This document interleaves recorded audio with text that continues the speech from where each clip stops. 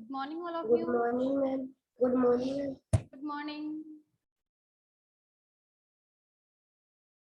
आवाज आ रही है बच्चों? Yes, ma'am. आ रही है? Manisha, Rakesh Singh, Manish. Yes, ma'am. Yes. आपका टेस्ट हो गया था कल? टेस्ट हो गया था ना? Yes. Yes, ma'am. सबने कर लिया? Yes, ma'am. यस और नो? सैटरडे को भेजा था ना आपको 9th का पेपर संस्कृत का?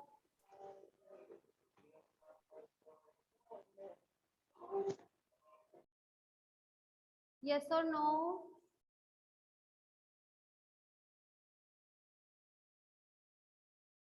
यस।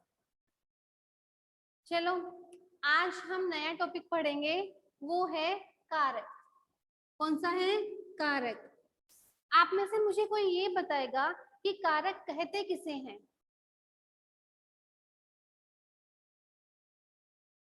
किसी को पता है? Anyone know about कारक? कारक किसे कहते हैं? देखो, संस्कृत में इसकी परिभाषा होती है क्रिया, जनकत्वम, कारकत्वम।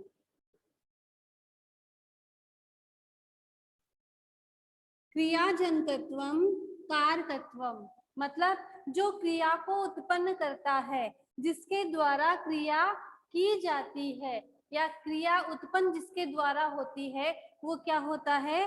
कारक होता है। जैसे आप मुझे ये बताओ, रामस्य गृहम, ठीक है? यहाँ पे आप कैसे पता लगाओगे कि इसका मतलब है राम का घर? आपको कैसे पता चलेगा कि ये राम में घर भी तो कर सकते हो, राम से घर भी तो कर सकते हो, लेकिन आपने ऐसा कैसे पता लगाया कि इसका अर्थ होगा राम का घर? ये कैसे पता चला आपको कि इसका अर्थ ये होगा कि राम का घर? क्यों? क्योंकि इसमें राम में षष्ठी विभक्ति है और संबंध कारक में हमेशा षष्ठी विभक्ति होती है। देखो, का किसका चिन्ह है? संबंध कारक का, ठीक है ना? तो हमें ये पता चला कि राम में षष्ठी विभक्ति है और संबंध कारक है। इसलिए जो क्रिया है उसको उत्पन्न करने में सबसे महत्वपूर्ण योगदान किसका होता है? कारक का होता है। क्रिया को उत्पन्न ही कौन करता है? कारक। क्रिया जनकत्वम कारकत्वम। आया समझ में? अब देखो, सबसे पहले हम ये देखेंगे कि कारक टोटल होते कितने हैं? कितने होते हैं टोटल कारक? होते 8 हिंदी में होते हैं। हिंदी में टोटल 8 कारक होते हैं। कौन कौन से होते हैं? देखो, 1 अष्टम 3 4 5 6 7 और 8, ठीक है? इसमें पहले है कर्ता, कर्म, करण, संप्रदान, प्रदान,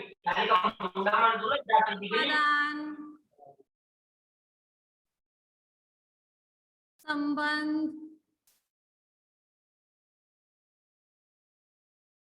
अधिकरण और संबोधन। हिंदी में ये 8 कारक होते हैं। हिंदी में होते हैं कर्ता, कर्म, करण, संप्रदान, अपादान, संबंध, अधिकरण और संबोधन। लेकिन संस्कृत में कारक 6 ही होते हैं। संबंध कारक को कारक नहीं मानते और संबोधन में क्योंकि संबोधन में प्रथमा विभक्ति होती है, इसलिए इसको अलग से कारक नहीं माना जाता। हिंदी में कारक होते हैं 8, हिंदी में कारक होते हैं 8, संस्कृत में होते हैं 6। 6 क्यों? पढ़ना तो ये सभी पढ़ेंगे, लेकिन 6 क्यों? संबंध का क्रिया से सीधा संबंध नहीं होता है। जैसे राम, रामस्य, दशरथ से देख लो, दशरथस्य पुत्र रामः रावणं हतवान। इसका मतलब क्या हुआ कि दशरथ के पुत्र राम ने रावण को मारा। अब इसमें क्रिया क्या है? इसमें क्रिया क्या है? हतवान, मारना इसमें क्रिया है। इस क्रिया का संबंध इससे थोड़ी है, इससे इस क्रिया का संबंध थोड़ी है। मारना क्रिया किसने की है? राम ने की है, तो इसमें तो षष्ठी है, ठीक है ना, और इसमें प्रथमा है। ये तो करता है और ये संबंध है, तो संबंध का क्रिया से सीधा संबंध नहीं है, इसलिए संबंध को कारक नहीं माना जाता। और संबोधन को अलग से इसलिए नहीं माना जाता, क्यों? क्योंकि इसमें प्रथमा विभक्ति ही होती है। बोलो, समझ में आ गया? यस मैम, आ गया। आ गया? अब बताओ संस्कृत में कारक कितने होते हैं? 6 6 संबंध को कारक क्यों नहीं माना जाता? संबंध को कारक क्यों नहीं माना जाता? क्योंकि उसका संबंध क्रिया से सीधा नहीं होता है, इसलिए उसको अलग से कारक नहीं मानते। अब देखो, कर्ता में विभक्ति कौन सी होती है? प्रथमा। कर्म में द्वितीया, करण में तृतीया, संप्रदान में चतुर्थी, अपादान में पंचमी, संबंध में षष्ठी,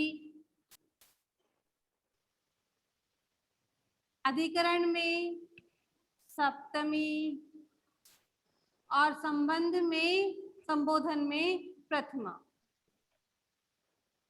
संबोधन में प्रथमा। कर्ता का चिन्ह क्या होता है? ने। कर्म का चिन्ह क्या होता है? को। करण का से या द्वारा। संप्रदान का चतुर्थी के लिए। फिर अपादान पंचमी क्या होगा? से अलग। अलग होना। फिर षष्ठी का, के, की। सप्तमी में, पर। और इसका क्या होता है?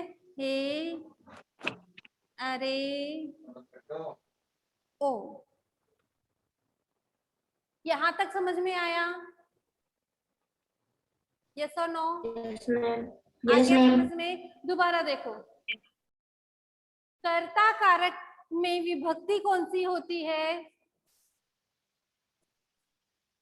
कर्ता कारक में विभक्ति कौन प्रथमा। सी होती है? प्रथमा। प्रथमा। ठीक है। प्रथमा कर्म में, कर्म कारक में द्वितीया। द्वितीया, करण में द्वितीया तृतीया। संप्रदान तृतीया में चतुर्थी। चतुर्थी चतुर्थी। पंचमी। संबंध पंचमी में पंचमी साकेकी। अधिकरण में षष्ठी। सप्तमी और संबोधन में प्रथमा। प्रथमा संस्कृत में कारक कितने माने जाते हैं? 6 संबंध को कारक क्यों नहीं माना जाता? क्योंकि इसमें क्रिया से संबंध इनमें क्रिया का क्रिया संबंध से नहीं है। सीधा संबंध नहीं होता है। नहीं है। और संबोधन को अलग से कारक क्यों नहीं माना जाता?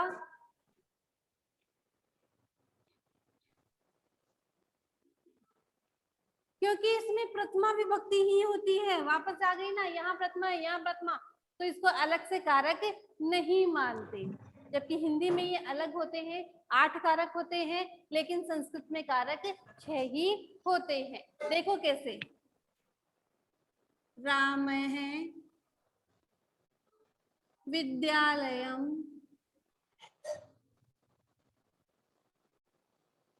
गच्छति।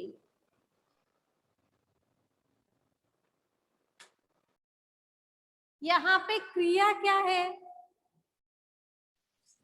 इस गच्छति। गच्छति क्रिया है, ठीक है। विद्यालय क्या है?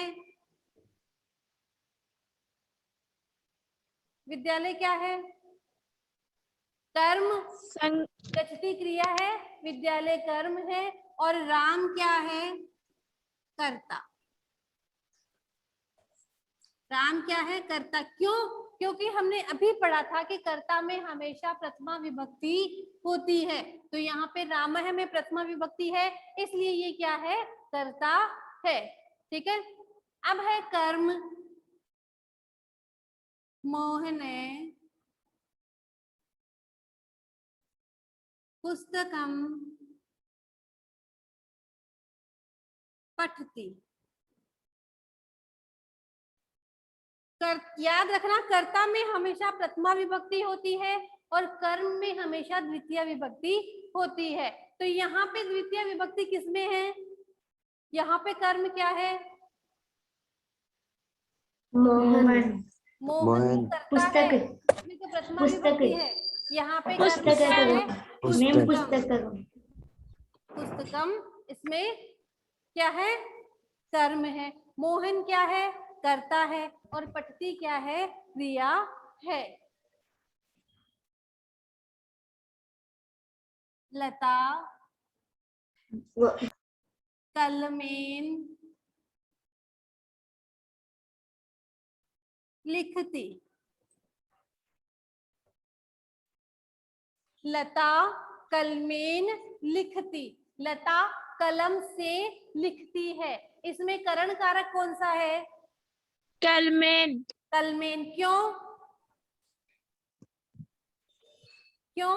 क्योंकि उसमें से आ रहा है, करण कलम से। और से या द्वारा में विभक्ति कौन सी होती है? तृतीया। करण। कलमेन में तृतीया विभक्ति है और ये करण कारक है। ठीक है। भिक्षुकाय भोजनम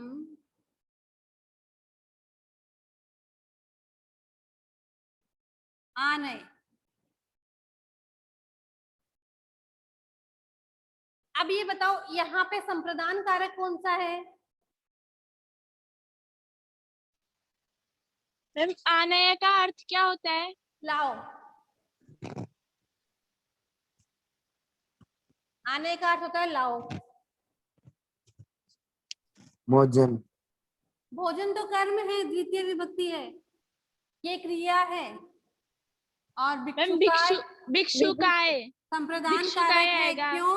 क्योंकि संप्रदान में हमेशा चतुर्थी विभक्ति होती है। आपको कहाँ विभक्ति राम शब्द के रूप आपने याद किए थे ना? तो रामायण कहाँ बनता है? चतुर्थी एक वचन में बनता है ना? तो यहाँ पे चतुर्थी विभक्ति है, और चतुर्थी विभक्ति में कारक कौन सा होता है? संप्रदान कारक होता है। ठीक है। अब देखो, वृक्षात पत्राणि पतन्ति।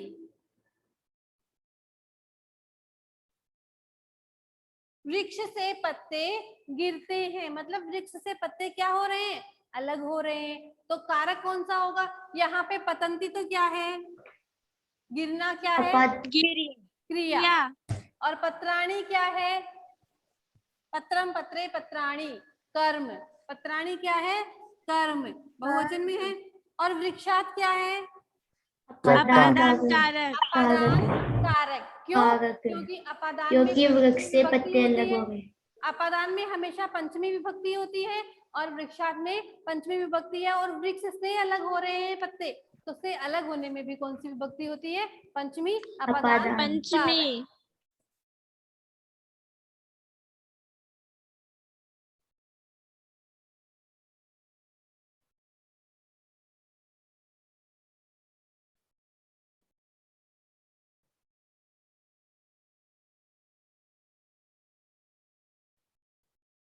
रामस्य मित्रम गणेशः अस्ति। राम का मित्र कौन है? गणेश है। अब यहाँ पे बताओ अस्ति तो क्या है? अस्ति क्या है?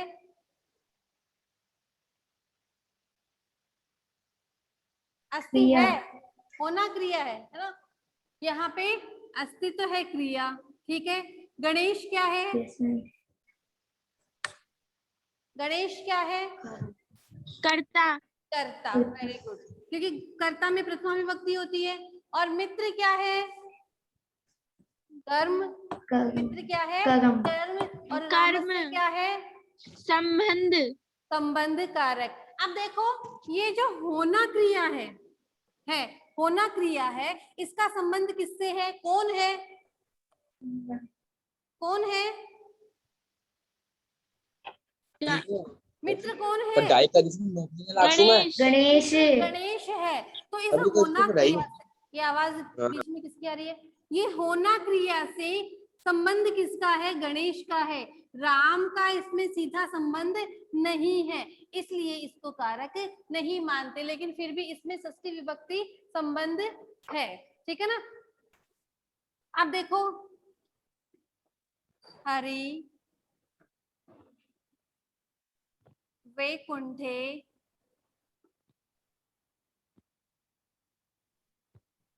वसति। हरि वैकुंठ में रहते हैं। अब यहाँ पे हरि क्या है? कर्ता। कर्ता। वसति क्या है? क्रिया। क्रिया। क्रिया। और वैकुंठ क्या है? अधिकरण कारक। अधिकरण। में पर है ना, वैकुंठ में रहते हैं, ठीक है। अब है हे राम अत्र आगच्छ। अरे राम यहाँ आओ। आगच्छ क्या है? क्रिया। क्रिया। अत्र क्या है? ये क्रिया। बता दो। सर्वनाम। अत्र सर्वनाम नहीं होता बेटा, अत्र अव्यय है। कर्म। क्या है? अव्यय। यहाँ अत्र का अव्यय। मतलब होता है यहाँ, तो अत्र क्या है? अव्यय है। अव्यय। तो हे राम क्या है? संबोधन कारक है। संबोधन कारक। और अत्र अव्यय है और आगच्छ क्या है? क्रिया है। बोलो इतना समझ में आया है क्या? यस मैम, आ गया। आ गया। Yes ma'am. अब मैं कुछ वाक्य पूछती हूँ आपसे, फिर आपको बताना होगा कि इसमें कौन सी विभक्ति आएगी।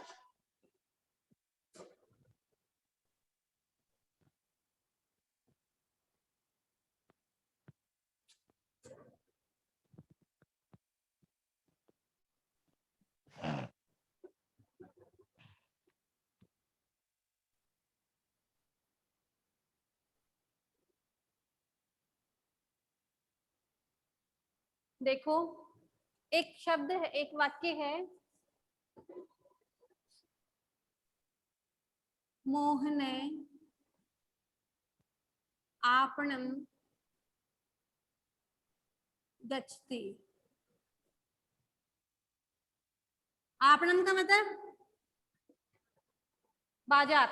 आपणम का मतलब क्या होता है? बाजार। बाजार। ठीक है। अब यहाँ पे क्रिया क्या है? गच्छति। गच्छति। गच्छति क्या है? यहाँ पे क्रिया है। क्रिया। आपणम बाजार क्या है? कर्म। कर्म है। बाजार को जाता है ना, विद्यालय को जाता है इसमें। तो आपनम क्या हो गया यहाँ पे? कर्म। कर्म। कर्म। और मोहन क्या है? कर्ता। कर्ता। तो मोहन में कौन सा कारक हुआ? कर्ता कारक हुआ है। क्यों? क्योंकि कर्ता कारक में हमेशा प्रथमा विभक्ति होती है। ठीक है ना। इदम पुस्तकम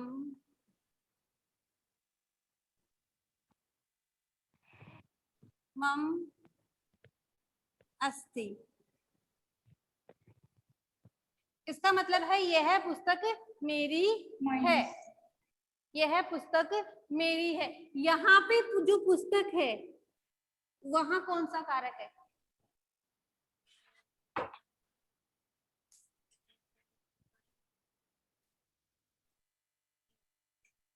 बोलो। ये जो कर्म पुस्तक, मैम करता बेटा इसमें द्वितीय विभक्ति कैसे होगी ये बताओ। पुस्तक को थोड़ी आ रहा है, यह पुस्तक मेरी है, सिर्फ पुस्तक ही आ रहा है, प्रथमा विभक्ति आ रही है। और पुस्तक के रूप कैसे चलते हैं आपको पता है? यस पुस्तकम पुस्तके पुस्तकानि। तो प्रथमा में भी क्या बनता है? पुस्तक बनता है। आपको अर्थ देखना है, इस वाक्य का अर्थ क्या है। यह पुस्तक मेरी है, मतलब यहाँ पे पुस्तक क्या है? कर्ता है। तो इसमें पुस्तक में क्या है? कर्ता। कर्ता कारक मम, मम क्या है? मेरा। मेरा। कौन सा कारक होता है? का, के, की। संबंध कारक संबंध। संबंध। मेरा संबंध है ना पुस्तक से, ये हो गया संबंध। ठीक है। इदम क्या है ये बताओ। इदम क्या है? सर्वनाम। सर्वनाम किसे कहते हैं? संज्ञा के स्थान पे काम आने वाले शब्दों को सर्वनाम कहते हैं। तो पुस्तक संज्ञा है, इसके जगह ये काम आ रहा है, यह है पुस्तक। संकेत है ना, संकेतवाचक सर्वनाम हो गया। और अस्थि क्या है? क्रिया। क्रिया कर दिया ना वाक्य का पोस्टमार्टम, सारे बता दिए। 4 वर्ड है चारों का, है ना। पहला संबंध, ये कर्ता, ये सर्वनाम और ये क्रिया। ठीक है। मैं एक लंबा चौड़ा वाक्य लिखती हूँ, आपको उसमें बताना है। ठीक है ना।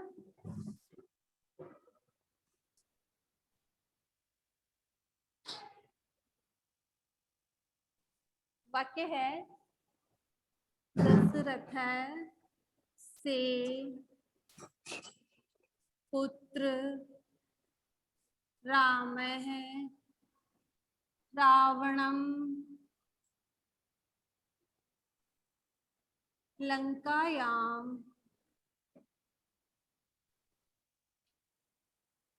बाणेन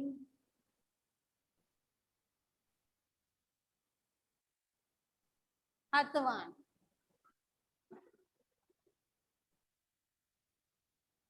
अब एक एक शुरू से देखो वाक्य। दशरथ से में कौन सा कारक है? संबंध कौन सा है? संबंध। संबंध कारक ठीक है। पुत्र, राम की क्या विशेषता है कि वो किसका पुत्र है? दशरथ का पुत्र है। तो पुत्र क्या हो गया? विशेषण। और राम क्या हो गया? कर्ता कर्ता। राम क्या है? कर्ता। रावणम, रावण को क्या है? रावणम क्या है? रावण को कर्म कर्म कर्म। फिर लंकायाम, लंका में अधिकरण अधिकरण बाणेन, बाण से अपादान नहीं, करण करण करण करण। करण हतवान क्या है? क्रिया क्रिया। कितने कारक आ गए इस वाक्य में? 1 2 चार 3 4 5। 5 पांच। कारक एक ही वाक्य में आ गए, है ना।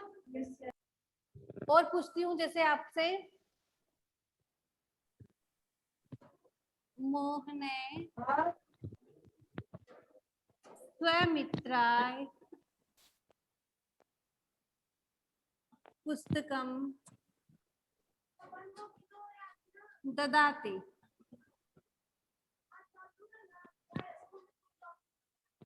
मोहन अपने मित्र को पुस्तक देता है। अब यहाँ पे मोहन तो क्या है? कर्ता। कर्ता। स्वमित्राय क्या है? स्वमित्राय क्या है? करम स्वमित्राय। करम करण कैसे हुआ? करम मैम करम करम कर्म। कर्म भी नहीं है। देखो इसमें विभक्ति कौन सी है? संबंध अधिकरण।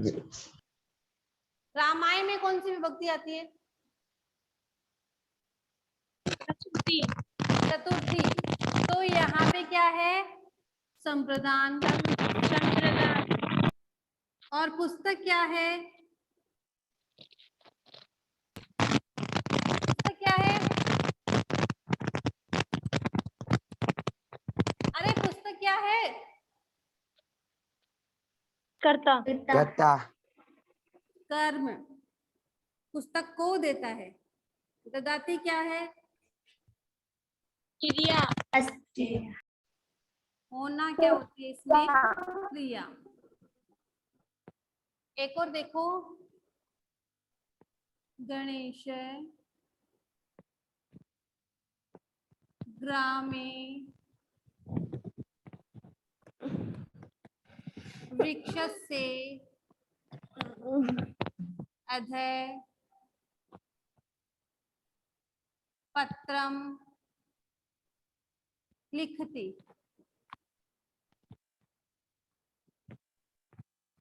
गणेश गांव में पेड़ के नीचे पत्र लिखता है। ठीक है, तो यहाँ पे गणेश क्या है? कर्ता कर्ता। ग्रामे क्या है?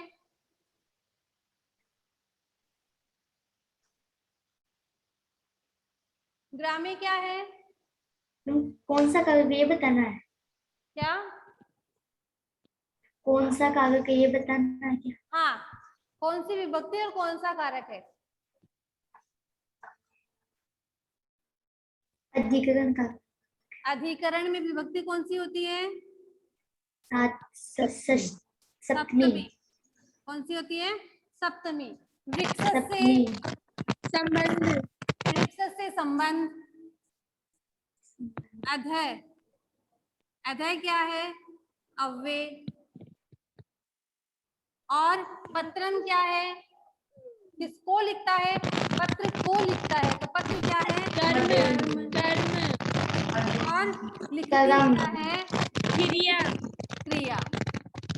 क्रिया। बोलो, इतना समझ में आ गया क्या? Yes ma'am. कारक Yes, सारे समझ ma'am, में आ आ गया। गए? Yes ma'am. Yes, ma'am. आगे देखो। मैम ये वाला अध्याय का मतलब, क्या? मैम ये अध्याय के आगे है ना अवाय, हम इसका क्या हुआ अवाय कैसे? आप थोड़ा वॉल्यूम करके थोड़ा धीरे बोलो, मुझे समझ में नहीं आ रहा। मैम ये अध्याय है ना अध्याय, हाँ, तो मैम इसका ये अवाय कैसे आया? अव्यय। अव्यय है अव्यय। मैम ये अव्यय क्यों आया? अव्यय होते हैं जो किसी भी पुरुष, लिंग, वचन, विभक्ति में कोई चेंज नहीं होते, वैसे ही रहते हैं। जैसे अत्र, तत्र, यत्र, कुत्र, सर्वत्र, अधः, उच्चई, निच्चई, ये कुछ अव्यय होते हैं। जैसे एक अव्यय है कदापि, है ना? ये कदापि अव्यय है। ये कदापि का मतलब होता है कभी भी। क्या होता कभी है? भी। कभी भी। कभी भी। ठीक है, तो कभी भी है ये। अगर कोई लड़की है, छात्रा, कदापि, असत्यम, न वदति। ठीक है, यहाँ पे कदापि आया, सॉरी, यानी कभी भी। है ना? कदापि। छात्रा कभी भी झूठ नहीं बोलती। अगर लड़कों के लिए आएगा तो छात्र है, कदापि कदापि सत्यम न। असत्यम न वदति। अगर बहुवचन में लो तो छात्राः कदापि असत्यम न वदति। तो चाहे स्त्रीलिंग हो, चाहे पुल्लिंग हो, चाहे एक वचन हो, चाहे बहुवचन हो, हमेशा एक जैसा रहता है। न वयति इति अव्ययम, जिसमें कभी भी कोई परिवर्तन नहीं होता, वो अव्यय होता है। अब समझ में आ गया अव्यय क्या होता है?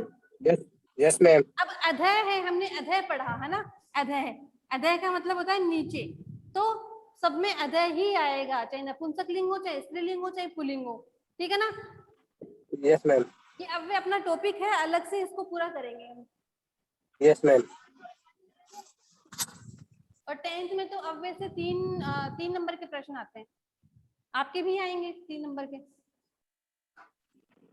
छोटा सा टॉपिक है, अव्यय का अर्थ याद हो जाए बस याद हो जाता है। बोलो कारक समझ में आए? Yes ma'am. Yes ma'am. Yes ma'am. Test paper कैसा गया? मैम आज होगा।